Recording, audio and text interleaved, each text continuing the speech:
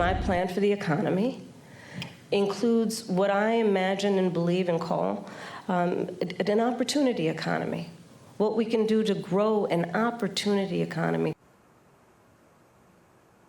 What have they been doing for the past 3.5 years? Opportunity for whom, by the way? Certainly not Americans.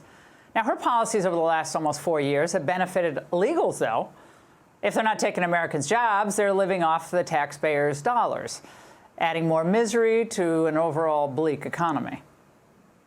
If you're having millions of people come into the labor force and you're creating 100,000 jobs, you're going to see unemployment go up. We understand there's been quite an influx across the borders, and that has actually been one of the things that's allowed the unemployment rate to rise. Oh, quite an influx. That's the understatement of the year. Joining us now, Ray Washburne, Chairman and CEO of Charter Holdings. Ray, good to see you tonight. American workers are speaking out.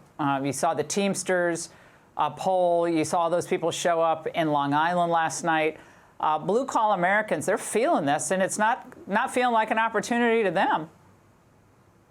No, and you know what? This really needs to be called the Harris economy, not the Biden economy. Who cares about Biden anymore? And the 5 things that is not being reflected right now in the market is consumer credit. Right now, credit card debt is at an all-time high. Existing home sales have fallen through the floor, as all these are data points that I point out. Restaurant sales are down nationwide around 3.5%, meaning people aren't going out. And one of the most important indicators is diesel sales, something you wouldn't think would be a very important thing, but the United States is driven by 18-wheelers making deliveries. And by diesel sales being down, less products are getting delivered to stores, which means the American consumer is not out there buying. So the American consumer is feeling it, and they feel very, very pinched at this point. Well, Jerome Powell was asked about this cut in interest rates and about whether it seems political to a lot of folks. Watch. How do you respond to the criticism that will likely come that a deeper rate cut now before the election has some political motivations? This is my 4th presidential election at the Fed. This is what we do. Our job is to support the economy on behalf of the American people. We don't put up any other filters. I think if you start doing that, I don't know where you stop. And so we just don't do that. Were the conditions in place for the rate cut that we saw, Ray? Yeah. Well, Laura, you've got to look back. The rate cut has been already priced in the market and has been for months and months. So is it a political stunt? Some people can think that.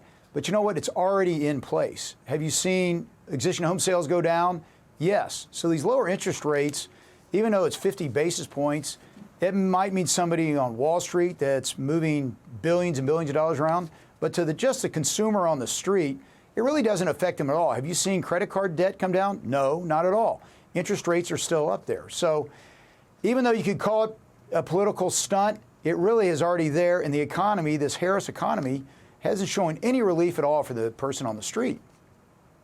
And that's why she can't answer the question. She just says she grew up middle class. Ray, as always, great to see you, my friend.